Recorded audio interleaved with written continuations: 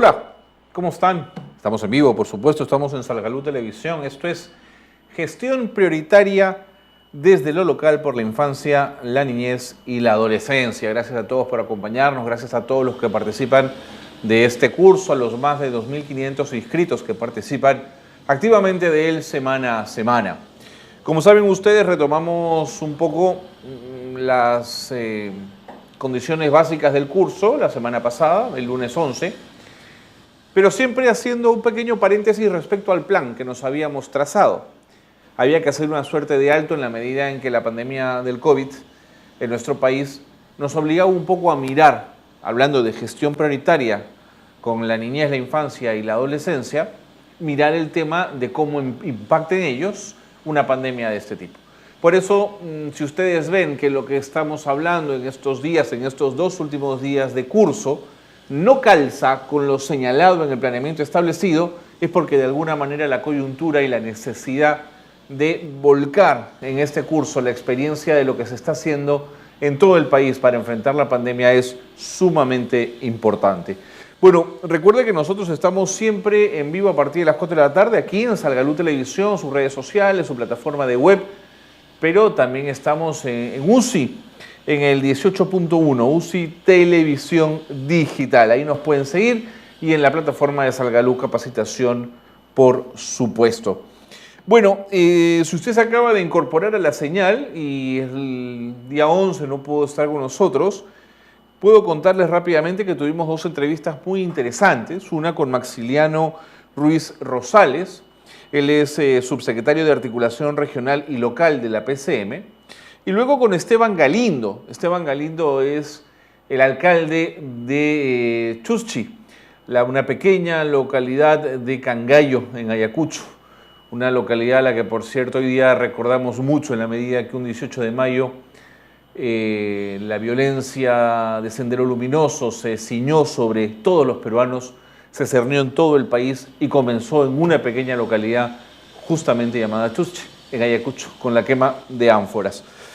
¿Qué conversamos con Maximiliano Ruiz Rosales? Bueno, nos contó que el 89% de municipalidades ya culminó con la entrega de las canastas, pero hay 11% que no ha culminado con el proceso. 11 no es un número pequeño. Había que mirar y monitorear cuál era la situación de estas. Luego nos contó que el MEF había realizado transferencias por 311 millones de soles a las municipalidades para gastos operativos, porque decía él, de nada sirve que todos tengamos canastas que repartir si no podemos ni ponerle gasolina a la camioneta o si no podemos desplazarnos a una comunidad lejana. También el Estado está invirtiendo en los gobiernos locales a nivel del operativo. Hablamos del decreto de urgencia de las municipalidades para garantizar y supervisar los compromisos adquiridos en relación a los protocolos de sanidad.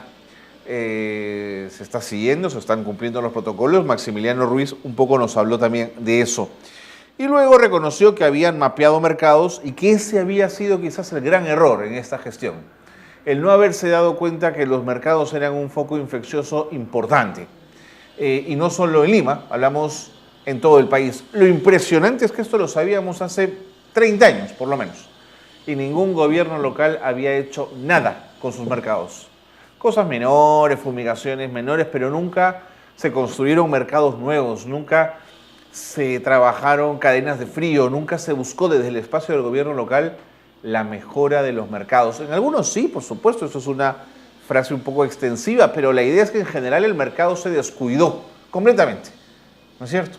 Y de eso nos habló el representante de la PCM. ¿Qué nos contó Esteban Galindo, el alcalde de Chuschi? Bueno, que en conjunto él con los líderes comunales ha entregado ya las canastas a toda su comunidad.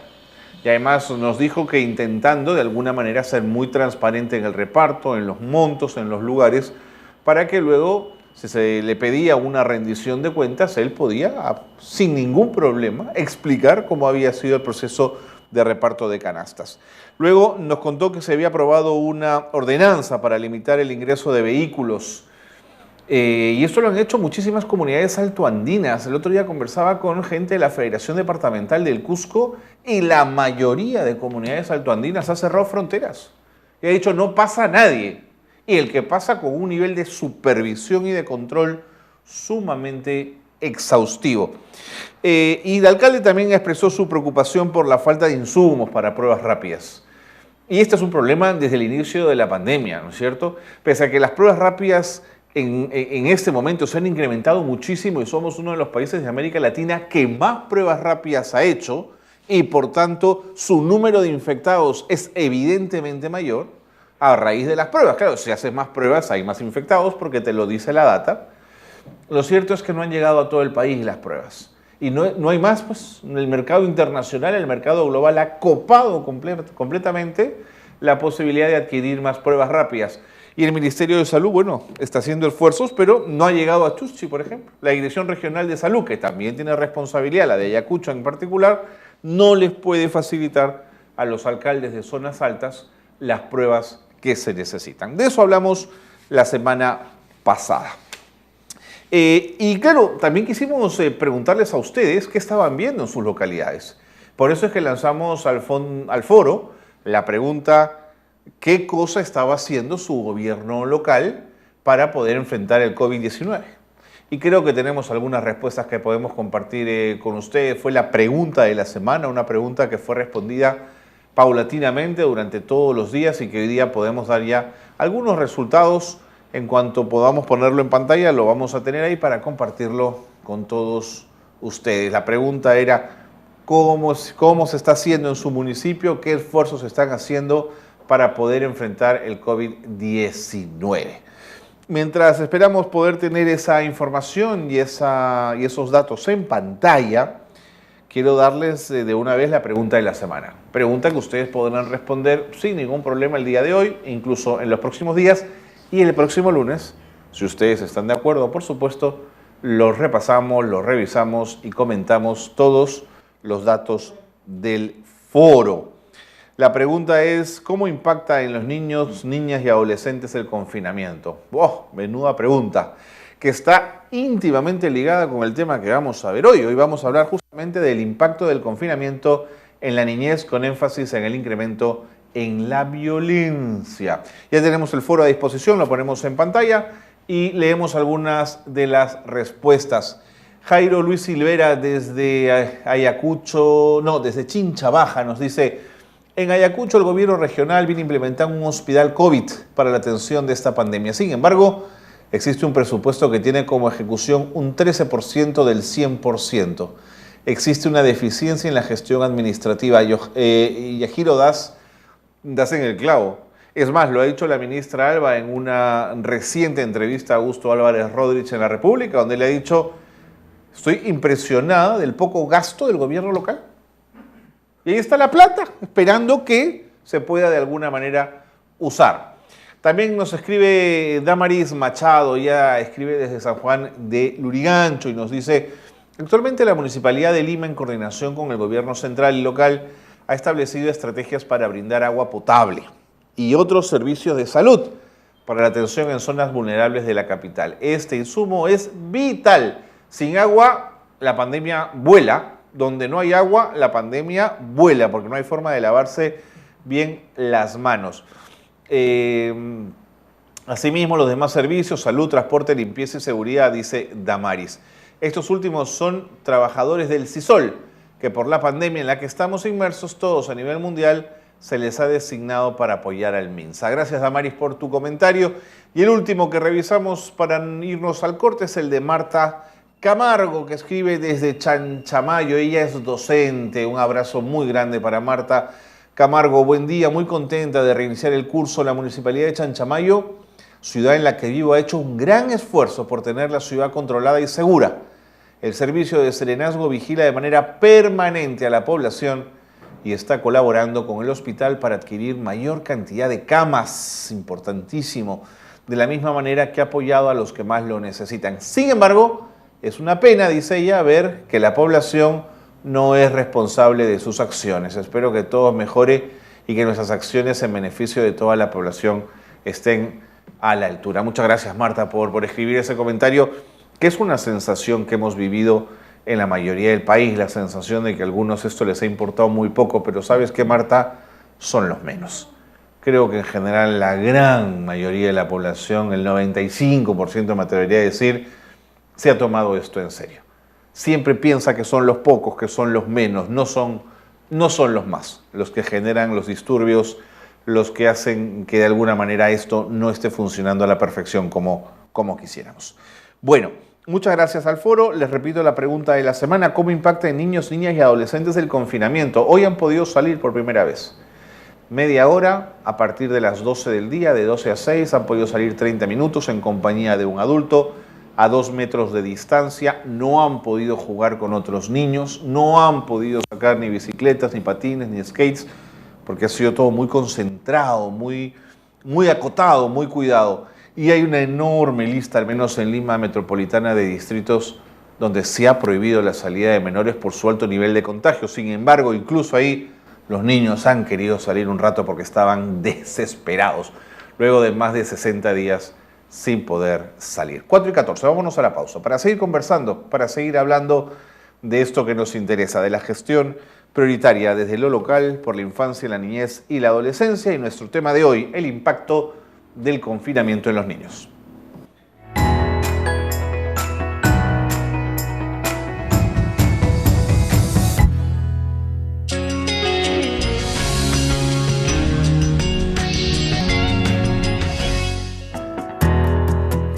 El fortalecimiento de las capacidades, habilidades y destrezas entre los diferentes niveles de gobierno, principalmente desde la gestión local, para su articulación en el territorio es fundamental. Por esta razón, y con el objetivo de contribuir en la promoción de la articulación y la implementación de una agenda de gobernabilidad, es que desarrollaremos el curso virtual Gestión Prioritaria desde lo local por la infancia, la niñez y la adolescencia. Este curso está dirigido a gestores y administradores de gobiernos locales, de organizaciones sociales, a operadores de justicia y a personal involucrado en general en programas de infancia y niñez. Estaré con ustedes de 4 a 5 de la tarde y durante 15 semanas podrás acceder a la programación e interactuar abiertamente con expositores y panelistas nacionales e internacionales en el tema. Esto a través de tus preguntas, por supuesto, las cuales podrán ser enviadas por el chat en vivo o en el foro de debate. Sé parte de este programa virtual de inducción en la plataforma virtual www.salgalucapacitacion.com/gestión prioritaria.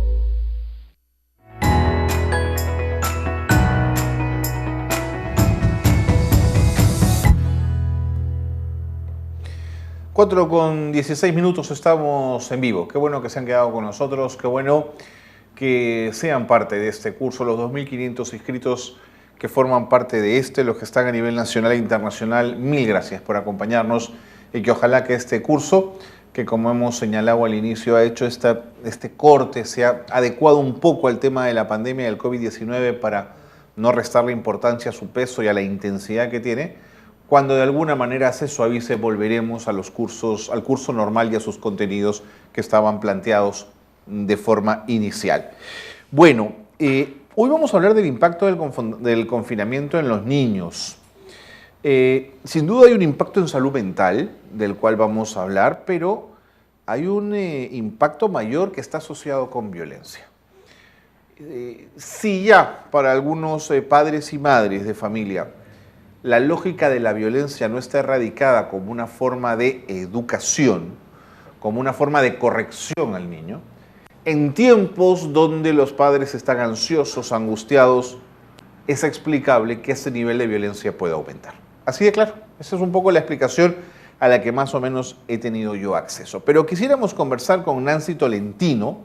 Nancy es directora ejecutiva del Programa Nacional para la Prevención y Erradicación de la Violencia contra las Mujeres e integrante del grupo familiar Aurora. Nancy, es un gusto escucharte, estar contigo esta tarde. Bienvenida a Gestión Prioritaria. ¿Cómo estás?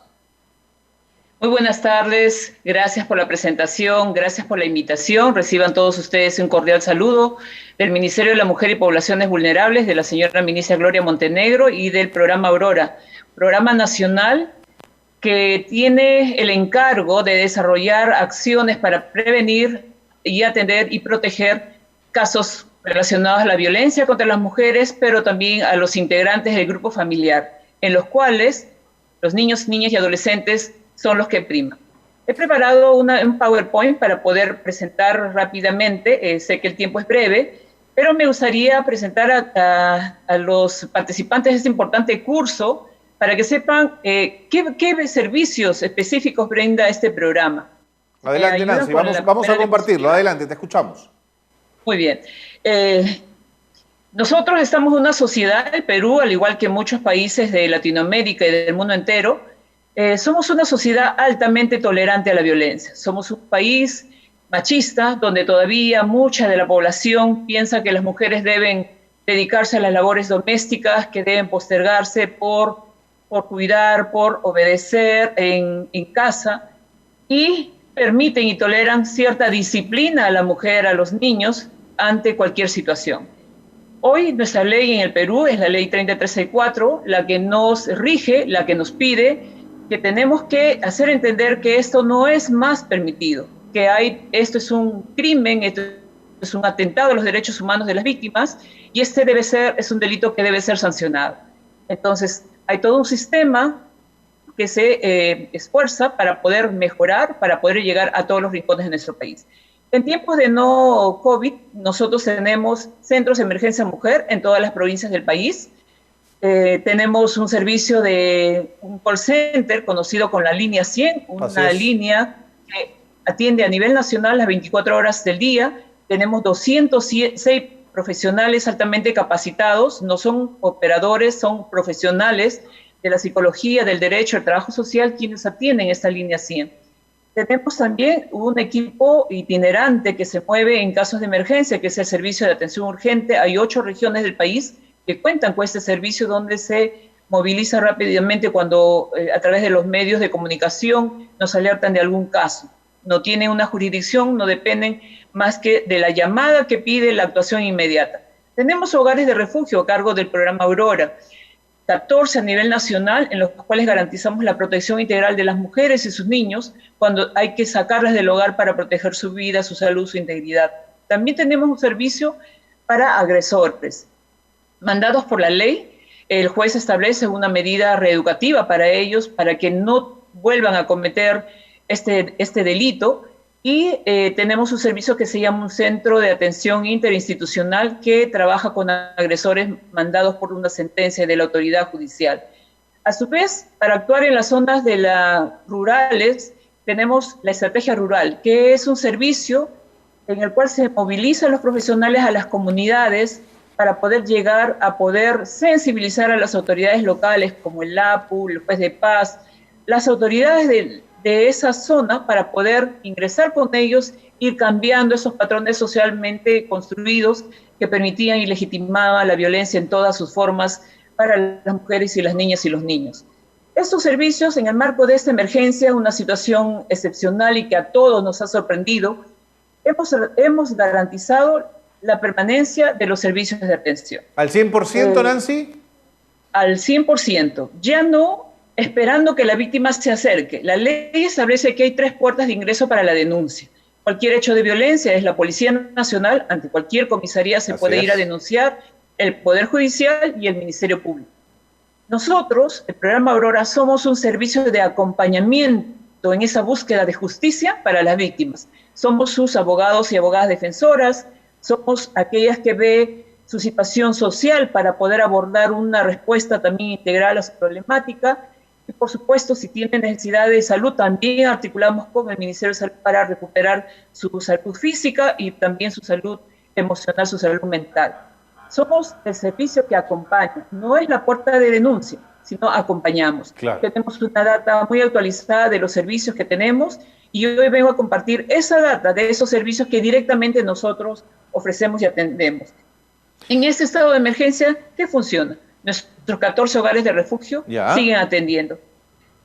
Con el personal de los 394 centros de emergencia mujer que teníamos a nivel nacional, hemos implementado una nueva figura. Son equipos itinerantes de urgencia. Ya no están físicamente en un local, sino que están pendientes de la llamada de la Policía Nacional, de nuestra línea 100 que deriva el caso, para que pueda activarse. 264 equipos itinerantes interdisciplinarios se movilizan ante este pedido de atención, actúan directamente, participan en las diligencias, en las audiencias, y la víctima no se siente resguardada o desprotegida porque ellas están con ellos. Los 8 servicios de atención urgente continúan funcionando. Nuestra línea 100 ha sido fortalecida, porque entendemos que hoy más que nunca se necesita este espacio. Ya no atienden solamente nuestros 206 profesionales, sino hoy hemos añadido 72 profesionales más, incluso de la sociedad civil. 5 psicólogas han sido también... están colaborando con nosotros en nuestro servicio, que hemos añadido a la línea 100. La línea 100 se fortalece con 72 profesionales más. En esta semana se integraron para poder recibir más cantidad de llamadas, porque tenemos una plataforma que podemos atender a 50 personas en simultáneo. Entonces, estamos al máximo para poder atender, orientar. No solamente nos preguntan sobre cómo hacer una denuncia o narrarnos su problemática, sino también para no pegar al niño. Cualquier dificultad hoy que las personas están sintiendo en su hogar, están acudiendo a la línea 100 para poder orientarlas y ayudarles y apoyarles. Nancy, entonces, en ese mismo sentido, el decreto legislativo 1470, que establece medidas para la atención y protección de víctimas de la violencia durante esta emergencia sanitaria, ¿qué alcance les permite a ustedes? Nos ha permitido establecer que todo caso es prioritario de atención. No solamente los casos de riesgo moderado o alto, sino absolutamente todos los casos sin mayor distinción. Ha dispuesto que en 24 horas todas las medidas de protección deben ser dadas. Y eso es algo muy positivo, muy bueno. Ha dispuesto que ya no más se diga que cese la violencia como una medida de protección, sino y sobre todo se aborde otras medidas, sobre todo el hecho de retiro del agresor del hogar de la familia que está enfrentando esta situación de violencia, ¿no? De acuerdo.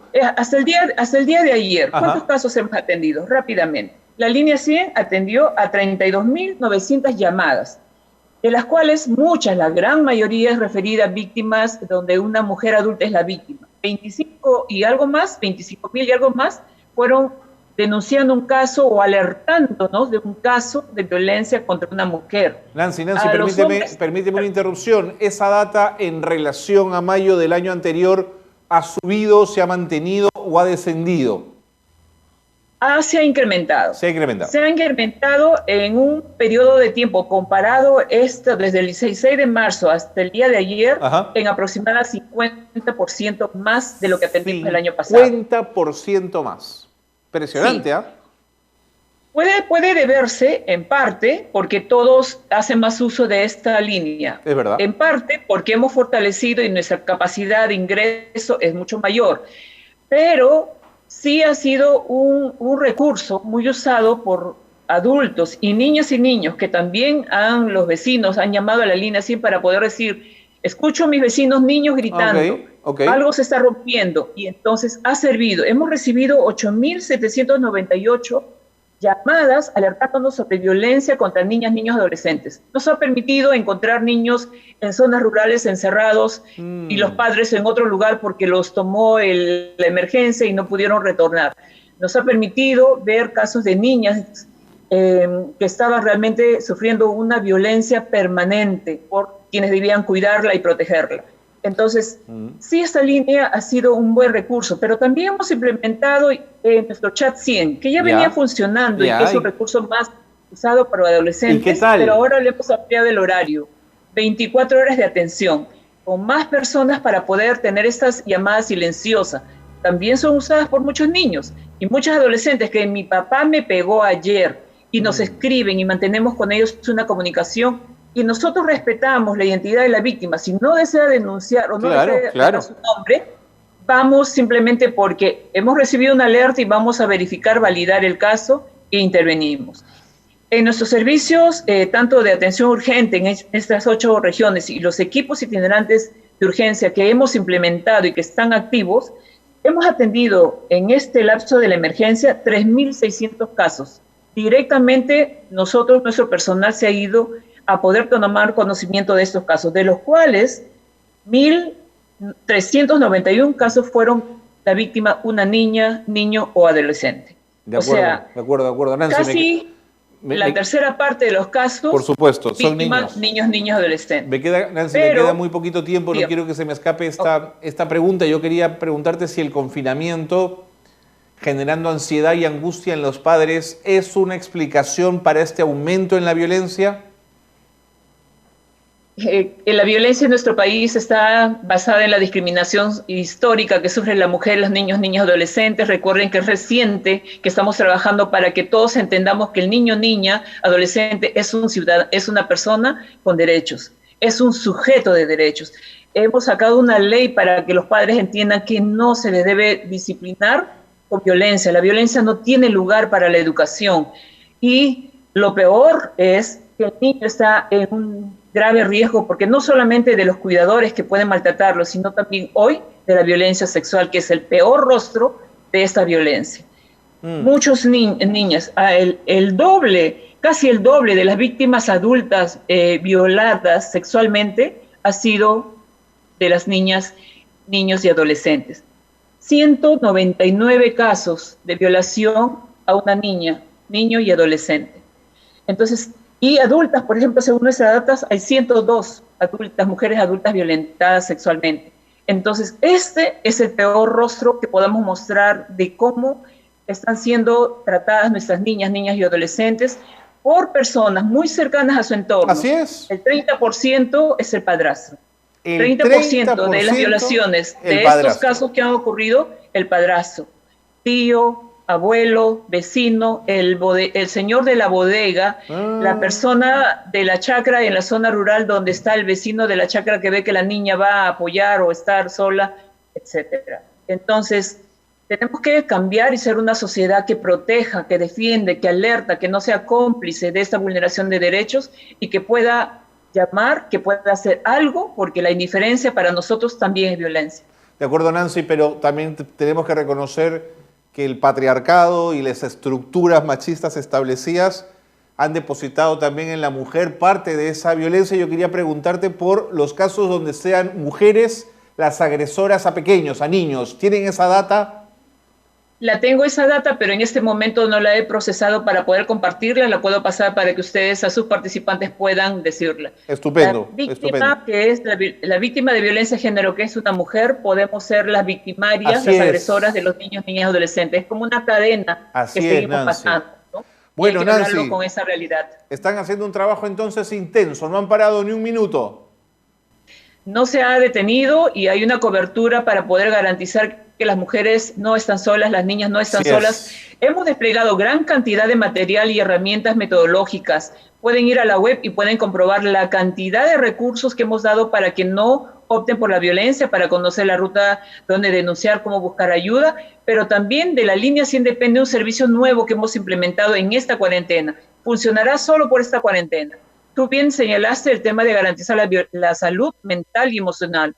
Tenemos psicólogos, terapeutas, atendiendo conexo a la línea 100, atendiendo terapia psicológica breve para que pueda la mamá recibir ayuda y no ser agresora de los niños, para que el hombre también pueda recibir una ayuda profesional y no ser agresor de una mujer o de sus hijos. Buenísimo. Creemos que es un servicio necesario, lo hemos puesto a la disposición, más de 1.500 casos se han atendido esta cuarentena con terapia breve, porque sabemos que el MINS está atendiendo esta emergencia sanitaria del coronavirus, pero nosotros no podemos dejar de poder apoyar y alertar y prevenir los casos de violencia. Nancy, muchísimas gracias, y este espacio y este programa a tu disposición para todo lo que tenga que ver la lucha contra la violencia de género. Un abrazo muy grande, Nancy.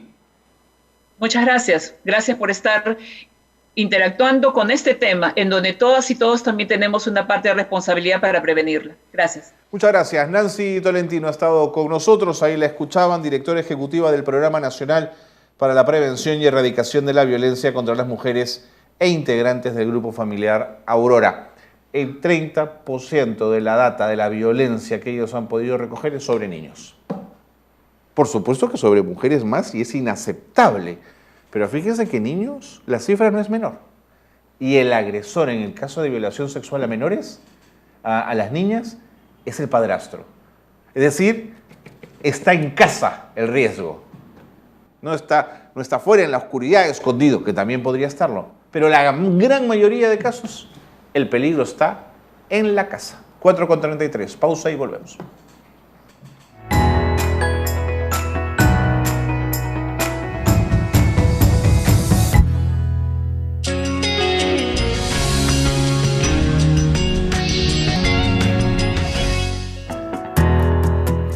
El fortalecimiento de las capacidades, habilidades y destrezas entre los diferentes niveles de gobierno, principalmente desde la gestión local, para su articulación en el territorio es fundamental.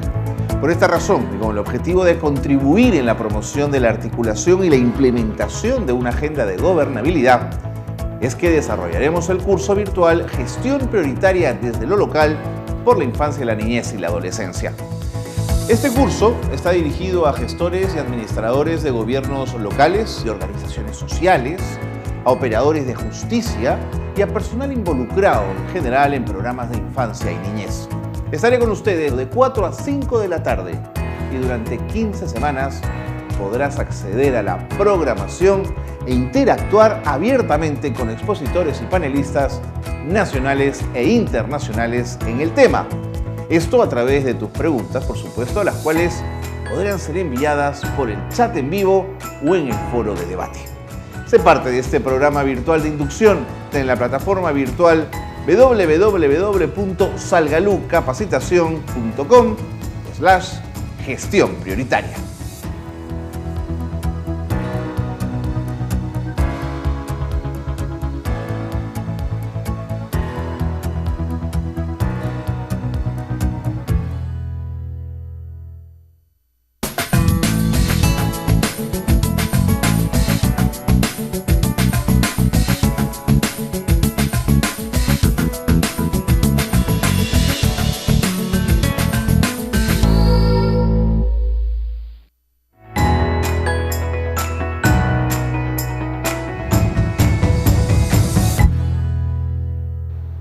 Cuatro y 35 de la tarde, gracias por continuar con nosotros, gracias por acompañarnos, por estar en este programa, en este curso, que es el curso Gestión Prioritaria desde lo local por la infancia, la niñez y la adolescencia, cuyo tema el día de hoy tiene que ver con el impacto del confinamiento en la niñez, con énfasis en el incremento de la violencia, en el día además en que los menores de edad, menores de 14, han sido autorizados a salir con ciertas restricciones, algunas muy exigentes, como corresponde además, digamos, en una pandemia de este tipo, para que puedan salir un poco luego de 60 días de estar en casa, digamos, simplemente arañando las paredes, por usar una expresión muy coloquial. Recuerden nuestra pregunta de la semana, si quieren participar de nuestro foro, ¿cómo impacta en los niños y en las niñas y adolescentes el confinamiento? Cuéntenos cómo han hecho ustedes en casa. En la mía la sala ha quedado arrasada, ya no existen sofás, ya no existe espacio libre, todo lo han tomado porque no tienen espacio para mucho más. Participe de nuestra encuesta.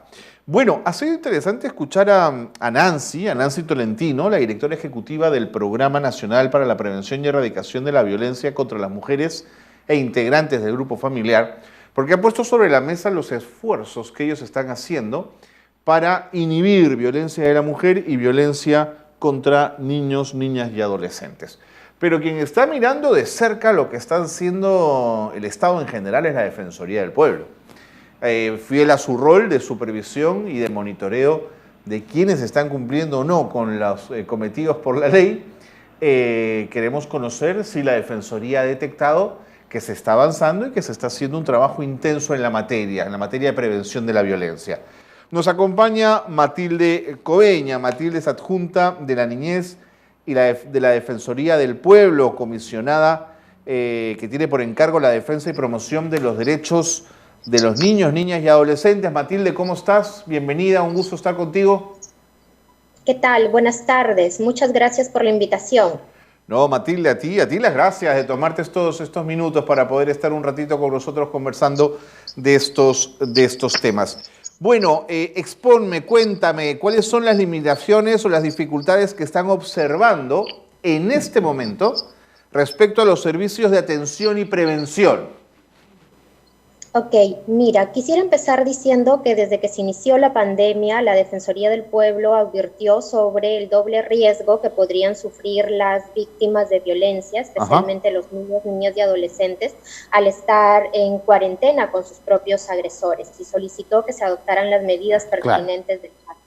Es cierto que el Estado ha hecho muchos esfuerzos, Nancy los ha expresado, pero todavía seguimos advirtiendo algunos problemas, ¿no? Desde la Juntía para la Niñez y Adolescencia de la Defensoría del Pueblo, en las primeras 4 semanas encontramos deficiencias, ¿no? en algunas instituciones públicas que están relacionadas al sistema de justicia de atención a las víctimas de violencia, entre ellas la niñez y adolescencia, y por ello elaboramos un informe especial, el número 007, que está colgado en nuestra página web, y exhortamos a diferentes entidades como la Policía Nacional del Perú, Ministerio de la Mujer, Fiscalía de la Nación y Poder Judicial para que se tomaran las medidas pertinentes del caso, pero sobre todo para que se actuara con debida diligencia y en respeto al interés superior de los niños, niñas y adolescentes víctimas de violencia. De parte del Ministerio de la Mujer, no podemos negar que se cumplió una de nuestras recomendaciones, pues pedíamos que se sesionara, ¿no?, en virtud de la ley 3034, que tiene una comisión especial de seguimiento a esta ley, y que convocaran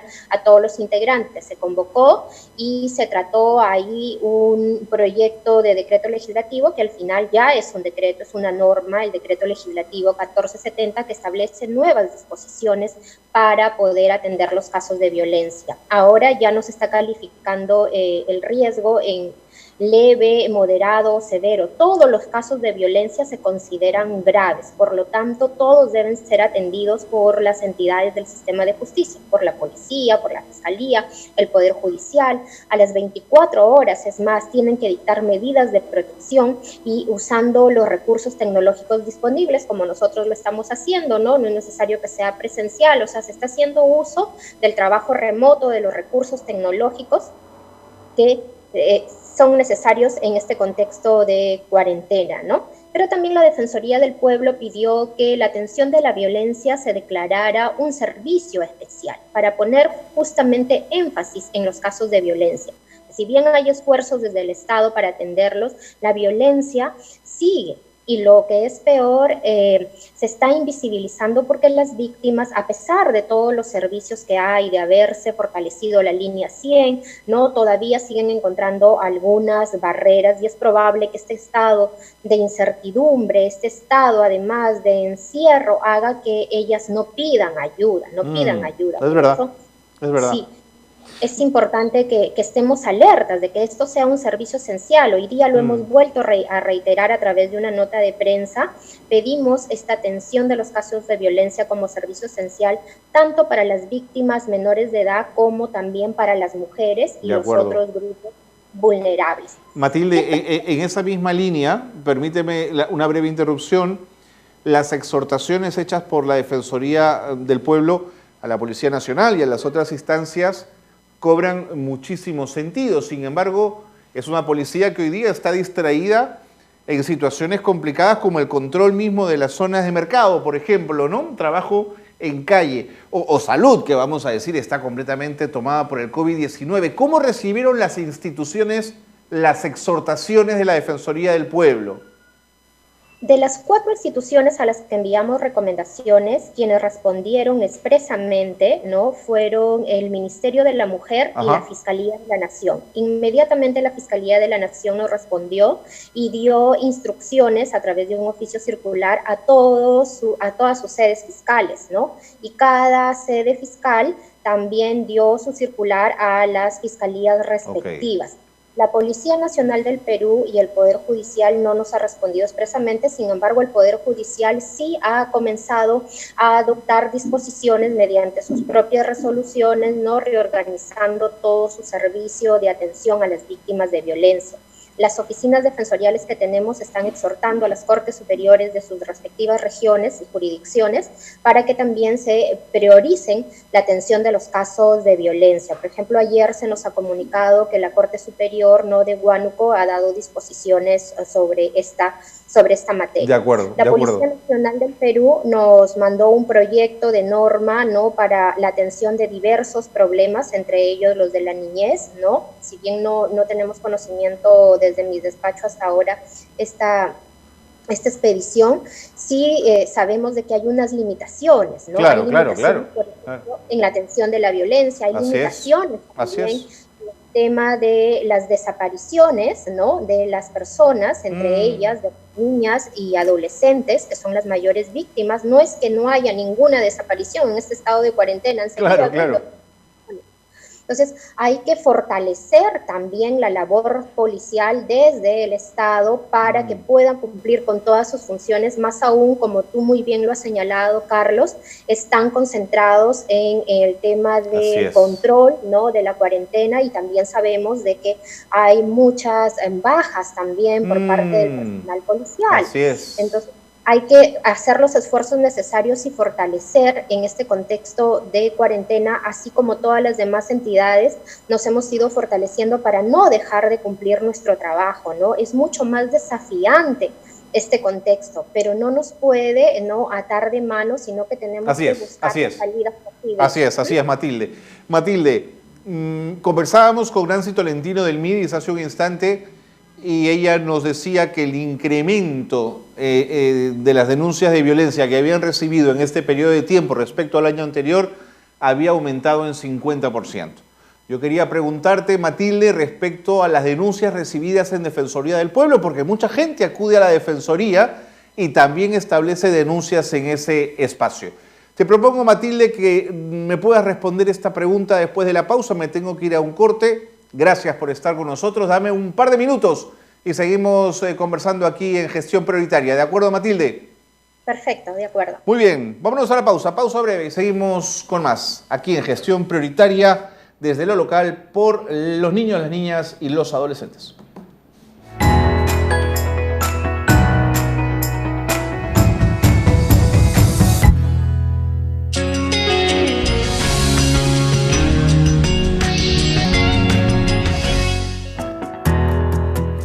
El fortalecimiento de las capacidades, habilidades y destrezas entre los diferentes niveles de gobierno, principalmente desde la gestión local, para su articulación en el territorio es fundamental.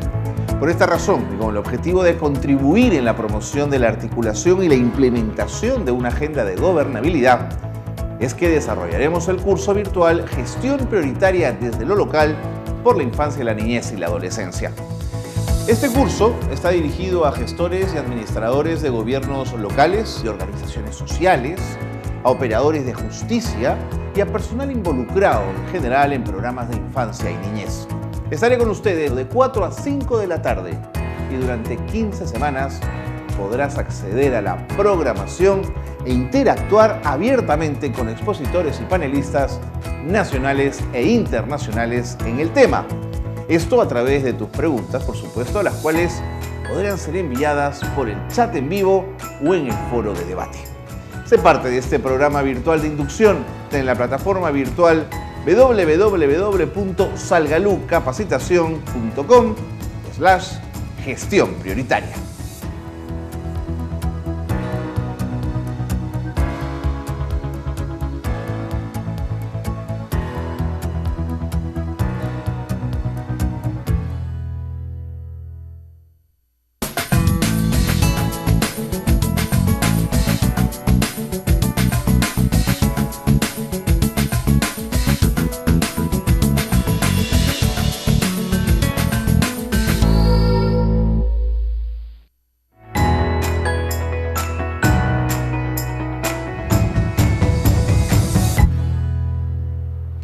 Qué bueno que se han quedado con nosotros porque estamos conversando con Matilde Cobeña, adjunta de la niñez de la Defensoría del Pueblo.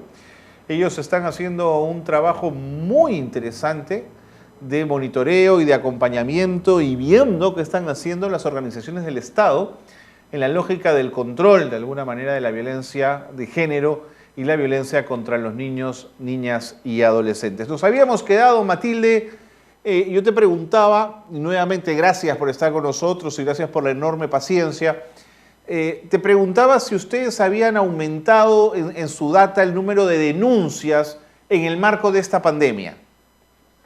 Sí, mira, nosotros atendemos casos que se dividen en quejas, ¿no?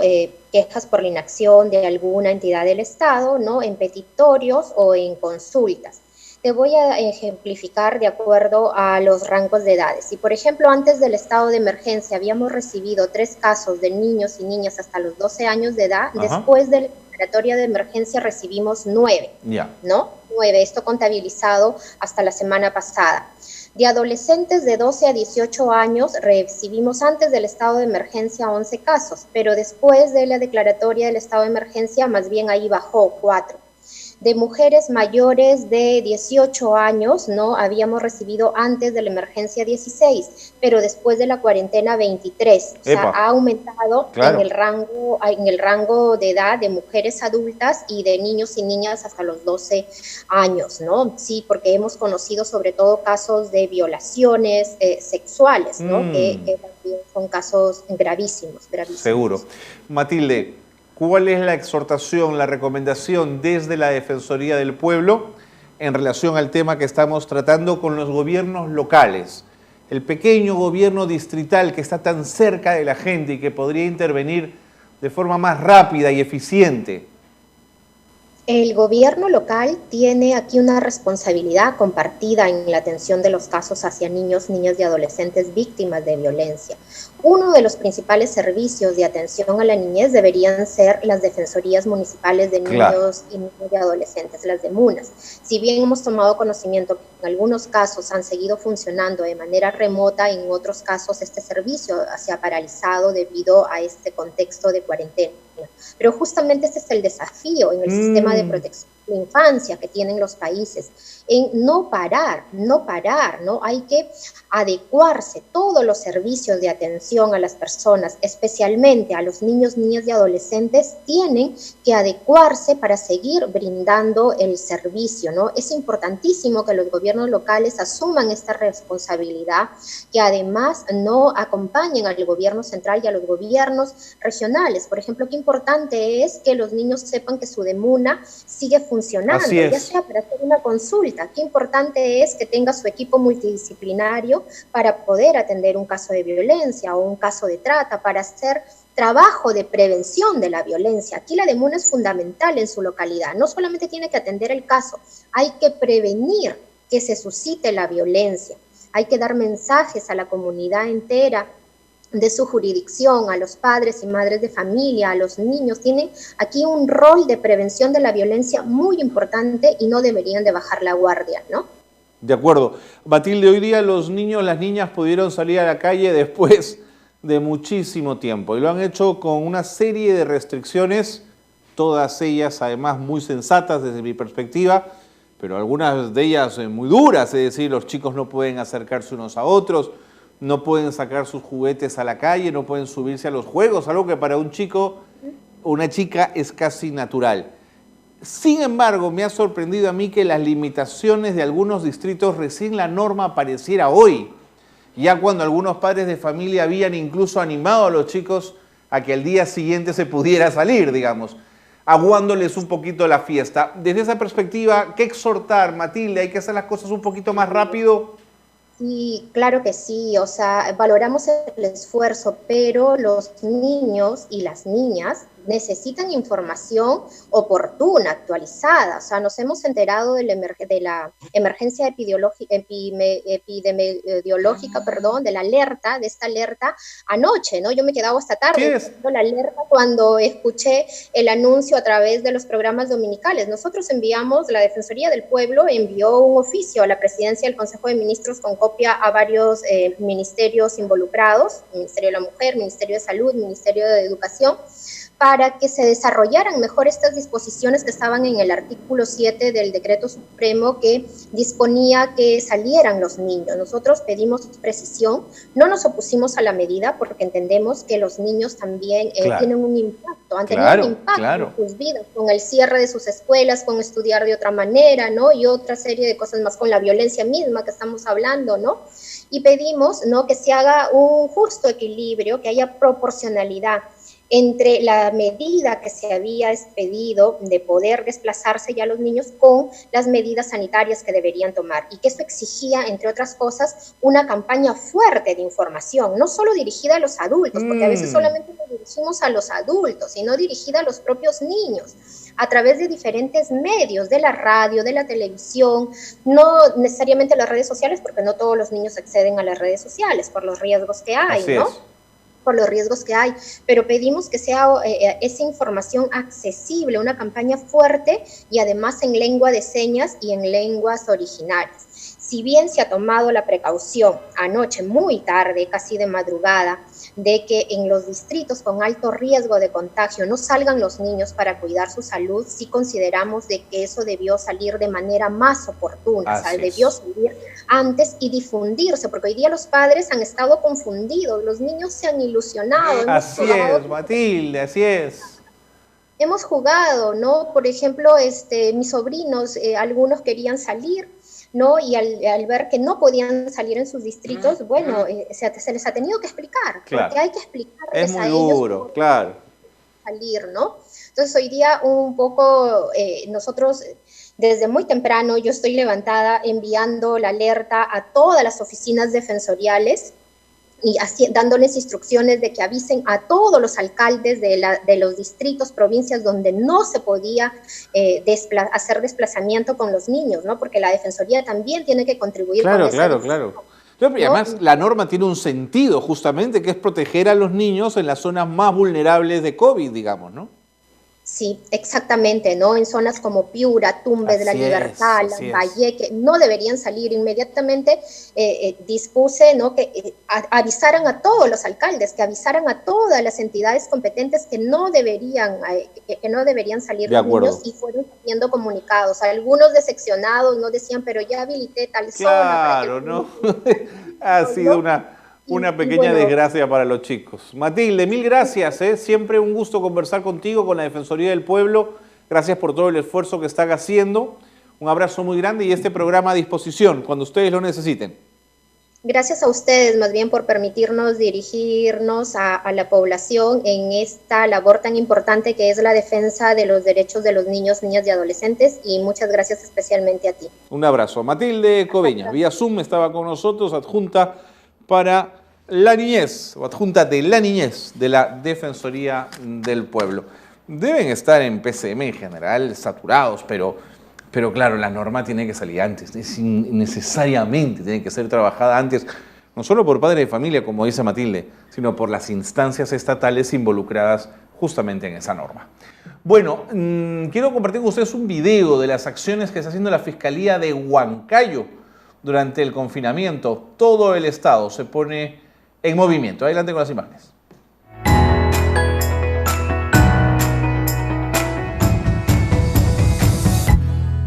Todos en realidad somos propensos a sufrir algún tipo de agresión sexual o algún tipo de agresión.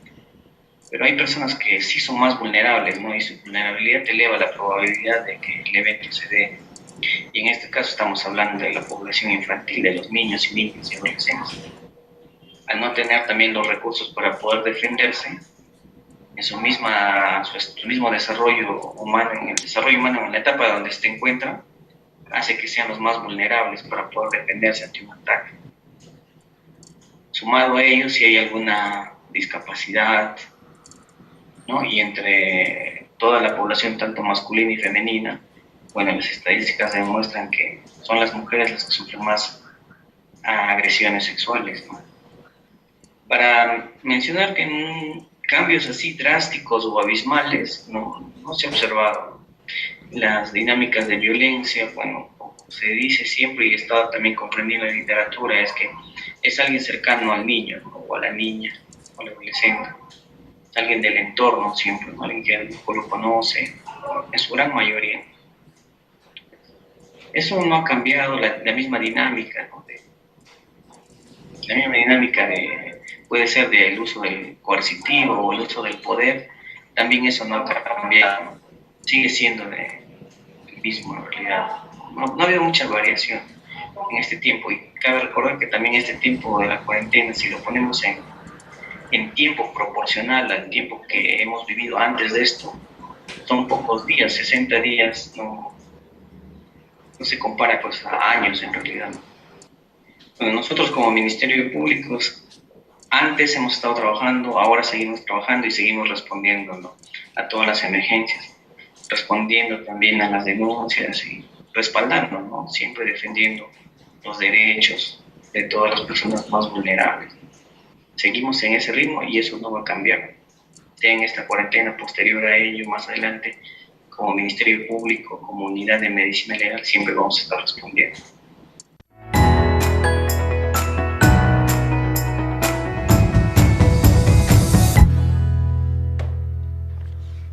Muy bien, todo el país, desde sus espacios, están trabajando intensamente para poder enfrentar la pandemia. Por supuesto, con las limitaciones de un Estado como el nuestro. No nos vamos a engañar, ¿no es cierto? Un Estado evidentemente corrupto, un Estado complejo burocráticamente hablando, con gente muy interesante trabajando en él, pero un Estado débil, un Estado que no llega a todo el país, digamos, no nos vamos a engañar, pero se están haciendo los esfuerzos que podemos. Ni las grandes potencias del mundo que tienen un sistema institucionalizado tan potente han podido con la pandemia. Nosotros, en el marco de esta crisis, era muy difícil poder enfrentar las cosas pese a los esfuerzos que se están haciendo.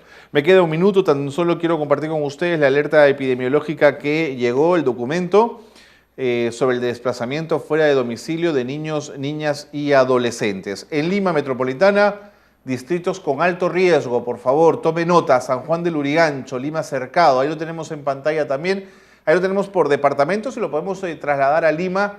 También se los agradecería. San Martín, Ate, El Agustino, Comas, Villa El Salvador, La Victoria, San Juan de Miraflores, Santa Anita, El Rímac, Villa María del Triunfo, Puente Piedra, Los Olivos, Chorrillos, Independencia, Caraballo, San Miguel, Breña y Surquillo. A nivel nacional, en Amazonas, atención, Bagua Grande, Bagua y Chachapoyas, en Ancas, cuidado, Casma, Huaraz, Independencia, San Marco, Chimbote, Nuevo Chimbote, Coixco, Santa y Nepeña. Ahí lo tenemos, gracias compañeros, lo tenemos en pantalla. En Ayacucho, atención, Ayacucho, San Juan Bautista, estoy yendo de frente al distrito porque el tiempo me gana. Carmen Alto, Andrés Avelino Cáceres, Huanta. En Cajamarca, atención, Cajamarca, Santa Cruz, Jaén, Pomacagua, Bambamarca y Chota. Son distritos con alto riesgo de transmisión. Los chicos y las chicas no deberían salir todavía en estos lugares. En Callao, todas las provincias y todos los distritos del Callao, cero posibilidad de que los chicos salgan. Cusco, San Sebastián, Cusco, Huanchaj, Santiago y San Jerónimo, así como Espinar, no recomendable. En Huánuco, Amarilis, Huánuco, Yata, Pilcomarca, Leoncio, Prado, en Ica, todas las provincias, en Junín todas, en La Libertad todas, en Lambayeque todas, en Loreto, qué duda cabe, por favor, ni se les ocurra sacar a los chicos en Loreto, ténganlos en casa. Piura tampoco, todos los distritos cerrados según la norma del Ministerio de Salud. No nos estamos, en tal caso, inventando los datos. En San Martín, Moyobamba, Tarapoto, la Banda del Chilcayo, San Hilarión, Morales, San Rafael, Tocache, Juanjuy y Rioja, no salgan. En Tumbes y en Ucayali, todas las provincias cerradas. Bueno, el tiempo nos ganó, 5:1. No saben qué contentos estamos de continuar en el curso, de seguir en gestión prioritaria desde lo local, por la niñez, por la infancia, por la adolescencia. Estamos muy contentos de retomar esta capacitación que comenzamos el 11 de mayo, que hemos continuado hoy en la lógica del COVID-19, que es sin duda lo que hasta el momento impone de alguna manera ocuparse en un curso como este. Nos encontramos la próxima semana. Muy buenas tardes a todos.